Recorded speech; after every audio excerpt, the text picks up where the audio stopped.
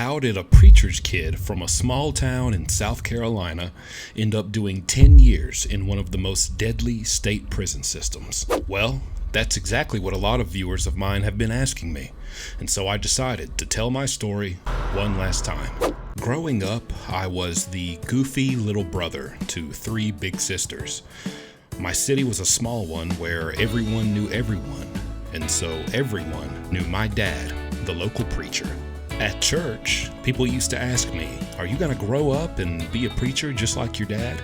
And I'd say, no, that wasn't really what I wanted to do. I always loved comedy, and my dad would even let me start off the Wednesday night church fellowship with some church-related jokes that were clean and funny, but relevant. I remember I would Google funny church jokes on the computer and practice the best two that I saw all week until Wednesday. It wasn't the best childhood, but it wasn't the worst childhood. But one thing it was sheltered. So, fast forward to my teenage years, and this is where things started to change. So, I was going to continue with the same style of, the editing and the music and all of that, but it didn't feel right. I don't want to seem like I'm glamorizing or glorifying what I did next, and how the rest of this story really goes. So I'm just going to continue telling the rest of this story like this, pretty candidly and straightforward. So my teenage years, this is where I started to get, you can call it stupidity, call it small town rebellion, call it both, because it probably was, but started partying. I got my first taste of just that party life and, the other side of, how I'd been living, just raised with, in church and the preacher's family environment. And I just kind of took it to the extreme, and I was smoking, I was drinking, I was partying. I really didn't have any thoughts in my head of school or a job or anything. I just wanted to have fun, wanted to party. So, one day, while partying, I believe I was 18 years old at the time, it was during the summer. For the first time in my life, I was offered a Xanax bar, a Xanax pill, and I took it. And, I don't know if you've ever taken one or if anyone's familiar with it, but it takes away all inhibitions to whatever thoughts get into your mind. And it didn't take but a few hours for the thought to get into my mind that, hey, it's probably a good idea to go rob a store at gunpoint for some money so that I could keep getting some weed and some beer and keep partying. Let's keep this party going. By the way, this isn't what I actually went to prison and did 10 years for. This is stupidity before the real stupidity that got me 10 years in prison. And that's exactly what I did. About 7 p.m., just as it was starting to get a little dark, I went into just whatever the first store I really passed by. I was riding with a car full of people, and whatever store I passed by, I believe it was like a sub sandwich shop, just who knows what I was thinking, but I went in there and I robbed it. Didn't get much, but I got some money. About a month later, I was eventually arrested for it. And I was just sitting on my computer one morning on Facebook and saw a cop walk by in the back window of my mom's house where I was living, and freaked me out. And I went and looked, and there's detective and cop cars all in my driveway, and they had come to arrest me, and they did. Now, looking back, in reality, they didn't have much. That's why it actually took them about a month to come and pick me up. And it's an interesting piece of info here we'll get to later as to how they actually caught me for that. But there was no surveillance footage. It didn't even work in there. There was nothing. But yet a month later, they came and got me. And me being as naive to the life of crime that I was at the time, I didn't know anything. So I honestly thought, if they come and arrest you, they've got you, that's it. I didn't even realize the judicial process, that you get arrested, there's enough to arrest you, and then, there's evidence, and how strong is the case, and then you may go to trial, you may beat it, who knows. I just thought, I got arrested, dang it, I'm caught, they got me. And I took a plea. I took a plea deal. They offered me a plea deal because I was so young. It's something in line with the Youthful Offenders Act, where when you're under 21, it's your first time felony, they can cut you a break. And they dropped my armed robbery down to strong armed robbery and gave me a 4-month sentence in the Youthful Offender Program in prison. So I went to prison for 4 months. After that, I came home and I was on Youthful Offender parole. And I think this was going to last for about 2 years. I was going to be on parole. It didn't take long when I got home. I honestly can look back and say that the 4 months wasn't enough of a wake-up call to really snap me out of living that life. I hadn't really changed that much in 4 months, so it didn't take long for me to come back home and just go right back to kind of what I was doing in terms of just partying, wasn't really trying to get a job, wasn't really thinking about a future or anything. I didn't care, just, smoking, drinking, living it up. Because I was smoking and drinking, I was not getting a job. I wasn't meeting multiple terms and conditions of my youthful offender parole. And I knew this.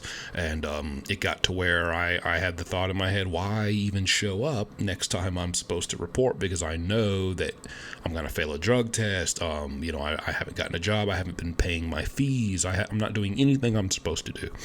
So I'm like, I'm not even going to show up because I'm just going to show up and get arrested. They're going to violate me for my parole. So at that point, I decided to go on the run. And I did. I stopped staying at my mom's house, which was my required address to be at for my parole. Didn't want to be there because that's where they knew to find me. So I'm just going from place to place, friend's house to friend's house, apartment, whatever, wherever I could end up. And I was just kind of funding my on-the-run lifestyle, if you want to call it on the run. I wasn't going anywhere. I was just moving around the same area, the same city. But while I was doing that, I was kind of just texting and meeting up with these drug dealers, the drug dealers I've been getting stuff from, and just decided I was going to rob them just to get some money or get some weed, whatever, just to keep it going, whatever I could. So that's what I did. And I did that for a while up until I pretty much had burned all the bridges. And, any drug dealer I reach out to is not even going to meet up with me because word has already spread. Again, it's a small city. It's a small area. Everyone pretty much knows if I'm trying to meet up with you to buy something, they know what I'm really up to, and nobody would anymore. So I ran out of people to even do that to. And this whole time, right there with me when I'm doing these robberies on the run, is my buddy. We can call him Al. Al was always driving. I had a car, but I kind of ditched it and just left it at my mom's house because I figured, hey, I'm moving on. They know to find me here at this house, so I'm leaving, and they also know my car. And I don't want to get pulled over while I'm on the run. So I'm just going to leave this here and just kind of get around however I can. And one of those main ways was by Al. Al would drive me wherever. And even to do these robberies, he would drive me and I would do it. And then he'd drive me away. Even after the very first time I did the robbery on that store that I was later caught for, the first place I went after doing the robbery was Al's house, just to lay low. So, of course, on the night I decided to do what I did that would ultimately get me 10 years, Al was with me. And he drove, and he was pretty much my accomplice during these robberies. And we were at a party that night, and it was getting late. It was about 2:30 a.m. So I was just about out of money from the last robbery I had done, and it was time to get some more. I was kind of living, crashing in hotels and stuff at this time, and just kind of feeding and clothing myself through these robberies, just one robbery after the next. So it was time to do another, but problem was there's no one else to go get. Nobody will even give me the time of day. They already know what I'm up to. So I decided, hey, I would do something I had told myself I would never do again, specifically. I decided to go rob another store. I already had a store in mind. It was a gas station around my area that I knew very well and just knew I felt confident in being able to do it and get away with it. And so I had my buddy Al drive me. He was going to drive me, and I was going to give him, a bit of whatever I got from these robberies in exchange for doing so. So on the way there, it was probably about a 25 minute drive from where we were to this gas station. We passed another gas station just on the way, and it looked opportune in my mind. There was no one there. There were no cars there. It was pretty empty, and all the streets around it were pretty empty, but there was an employee inside, and I said, hey, go ahead and pull down this street.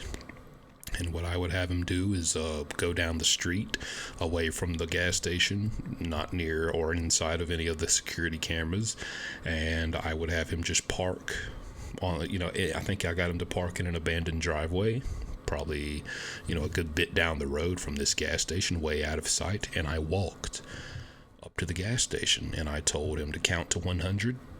And after he counted to 100, to go ahead, pull out of the driveway, and head back up this way to pick me up. And so that's what we did. And I walked up there, and I went into the gas station. There was no one in there. I went there, and just to get them to open the register, I said, hey, can I get a pack of cigarettes? And so they rung it up and opened the register, and once they did, I pulled out the gun and demanded the money. And so that's what happened. I got the money and I left, and just like clockwork, there was Al, scooped me up on the side of the road, and we drove off. We went to the original gas station that I already had in mind, and the same operation there. Did it in the same way, and it worked, and I got that money, and we left, and I had him drop me off at a hotel that same night with my money, and he went home. Now, at this point, the next morning, I had already made my mind up. It's time to get away from this area, this small town, this little city.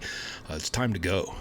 And I guess my plan, I just had my little gun, and my plan was just to continue doing what I was doing. I don't know, I don't know what, I didn't even have an end goal here. I don't know if I even cared how it ended, I was just that disconnected. So I had already made my mind up. I need to leave, and before I could leave, I needed to get a few things. I needed to go by Walmart and get some, as dumb as it sounds, I needed to get some deodorant, some hygiene, just like a little travel bag. I needed to get some, I think I got like a pack of t-shirts or something when I ultimately went, but I didn't have a car, so I paid somebody to come pick me up and take me to Walmart just to get these supplies that I was going to use to go on the run. And, so I did that, and this whole time, by the way, I have my girlfriend, who was currently my girlfriend at the time. She's at the hotel with me, and so she's there. There's only room for one in this car that comes and picks me up, and she's there. So I even pick up a little beer and a pizza on the way back, and I'm ready to get back and get to drinking a little bit and eat before I go on the run. And right before we're about to pull up, I get a phone call. It's from my girlfriend, and she says, whatever you do, don't come back. So I feel my heart drop, while I'm on the phone with her, and I say, why not? And she says, because there are police cars and undercover vehicles all over this parking lot. I'm looking out the window, and I was like, what are they doing? And this was a pretty sketchy, shady hotel. They honestly, in my mind, I'm optimistic, and I wanted to believe that maybe they were there for anyone else but me. I'm sure there's a lot of shady characters in some of these hotel rooms right here. So, she said they're just all are in the parking lot looking around at the different room numbers. And I'm like, well, it's probably not for me, blah, blah, blah. And she says, they're coming right for this room. I'm like, really? And she's like, yeah, I gotta go. They're coming. They're here. And hung up. So, man, my heart's beating, and I feel sick. And I, of course, tell the driver to turn around. not to go there anymore. I have no idea where I'm going to go. And then at the same time, my girlfriend's there. There's nothing there. There's nothing. She didn't do anything. I don't see why she would be in any trouble. So, I just, a million thoughts going through my mind. And I kind of convinced myself, well, maybe it's not for the robbery. Maybe it's just my parole officer. Finally, I did go on the run. I haven't been reporting. Maybe they don't even know about the robbery and they're just coming because of that. That's what I wanted to believe. But that wasn't true. Not only did they know about the armed robberies, they had teamed up with my parole officer. So it was two separate counties actually teaming up and pursuing me at this point. So what they did is they went into the hotel and checked the cameras to see what vehicle had picked me up, and they put out a bolo, be on the lookout, across, to all the police officers, to be on the lookout for that vehicle. So, I didn't know that, but we're just, at this point, me and my buddies were just kind of riding around, and they don't even realize what I've done. They know I'm on the run from parole, but they don't know about the robberies I've committed. So they think I'm just only on the run from parole, and we're just riding around trying to find a place for me to go. Where can I stay? Where can I go to lay low? And before I could figure this out, the car we're in gets pulled over. It's like a white SUV undercover, pulls us over. And so, the guy driving pulls over, and these two detectives, it looks like, get out because they're just in a nice white dress shirt and some slacks, but they definitely have those gold badges on their belt and they have a firearm on their hip. At this point, I'm getting pretty nervous. I'm like, man, this is it. And I pull my gun out. And but as they're approaching the vehicle, I noticed that they don't have their guns drawn. And just something told me, just be cool. Because if they knew you were in this vehicle, they would have their guns drawn. I just figured that was standard procedure, and it just kind of stood out to me that they were just walking to the vehicle without their guns. And so I put the gun down kind of in between my feet under the pizza box I had. And the officers come up to the vehicle, and it's funny because the guy driving, at that time, I was really tall and really skinny, really lanky, but I had tattoos on my forearms, and I had long, kind of scruffy hair, and I wore a hat all the time. Well, the driver was also maybe just an inch taller than me, but he was tall, skinny, lanky, tattoos on his forearms, long scruffy hair, and wore a hat all the time. So they check his ID, and I hear them kind of, mumble to each other. It looks just like the guy. It's not him. And they give him his ID back, and they apologize to us, to my surprise. And they say, hey, we're sorry about this, folks. This car matches the description of a vehicle that's carrying an armed robbery suspect. And so we were just checking. But you're good. Have a nice day. And that just blew my mind, and I was like, and the people in the car are like, wow, isn't that crazy? That because they didn't know. Remember, they knew about my parole. They didn't know what I had done, and they're like, man, isn't that wild that someone's driving around in this same kind of car right now who just robbed some places last night? And I'm like, that's crazy. But yeah, in reality, I'm like, okay, definitely, they know everything. I need to get out of town, and I need to get somewhere to lay low right now. There's a manhunt going on. They got to be on the lookout. And I didn't know who else to call, so I call old Al.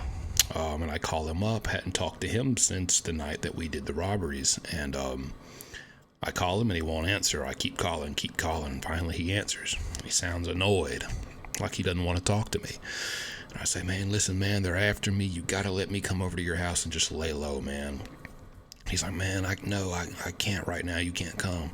I'm like, man, come on, man. I'm like, I felt betrayed almost because we did all this stuff together, all this time. And I'm like, man, I need you, let me come over there. And he's like, all right, man, all right, just come on. He's like, how far are you away? I'm like, I'm right here, He's like, all right, come on. Well, before I ever made it there, we got pulled over again in the middle of 5 o'clock traffic. was very packed, kind of near downtown, and so all these cars box us in with the sirens going, and I pull my gun out again, and but something, just that will, that hope that this isn't about to go down like this, got to me again and made me, I convinced myself, you know what, we made it through the first time, maybe it'll be something like the same situation where they're like, oh, no, sorry about that, have a nice day. And I wanted to believe it was going to be like that so bad. So again, I put the gun back down under the pizza box and just kind of hoped for the best. But that wasn't the case this time. They knew what was up. And their whole approach was different. They opened the car doors of the police cruisers and were kneeling behind them. They had all the guns on this car and made each person get out and lay down on the ground, me being the last one. And I got out and laid on the ground, and they handcuffed me. They got me. And I remember the officer said to me, he said, "Do you know why we got you, son?" And I said, because parole. And he said, and I was just like, man. So yeah, that's how they got me. And it's funny because a few months later in jail, in the county jail, they gave me no bond. I'm already on parole and everything, so I didn't have a bond. And a few months later, every inmate charged with a crime is going to receive what is called a motion of discovery. That's pretty much a folder that you're entitled to get legally that contains all the evidence the state has against you for whatever charge, whatever crime you're in there for. It takes a few months to get it, so once I get mine, I get to looking through it, and this includes everything, all the evidence they have to decide, hey, you're the suspect, you're who we need to go after. You can really see how they did their investigation and what led them to find out it was you. And this includes statements from other people. And it turns out what had happened was they had no leads. Again, no surveillance footage. And all they had was right after, they saw on the outside surveillance footage, not inside, but on the outside footage, they saw me exit the store and turn the corner and run down the street out of sight. And about 10 seconds after I ran out of sight, they see this truck. It was Al's truck, but they didn't realize that we were connected. But they saw a truck pull up to the red light right there by the gas station and then turn off. And in the motion of discovery, it says the purpose of them, they got the license plate, found out who owned this truck, and went to his house. And they were going to his house because they had no leads, and they were hoping and praying that when they went to his house, they were going to ask him, hey, that night around this area, did you see somebody running from around the corner? Did you see him get into a car? Did you see him go into a house? Did you, where did this guy go? And they never got that far in their questioning. They went to his house, knocked on the door. He opened it up. He sees two detectives with badges. They identify themselves, and they say, we're here to talk to you about something that happened on this night in this area, with a robbery. And before he even realizes they're not there to even accuse him and don't realize he had anything to do with it, he breaks down immediately. And he says, it wasn't me. I was just driving. I had no idea he was going to do it. He didn't tell me he was going to do it. He just got out and did it.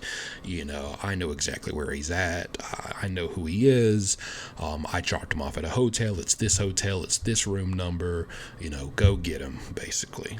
And so Al was never charged with a crime. Al was never charged with having any part in these robberies. And I, months into the county jail, I found out that's how they got me. And also, remember, I called him to go, stay at his house to lay low, but I never made it to his house. Well, it says in that motion of discovery that right after me and him had that phone call, he hung up and called the detectives, called the police, and told them he had just heard from me and that I was in this area on the way to his house. And that's how they were able to find me right then before I could get there. And that's how I got arrested.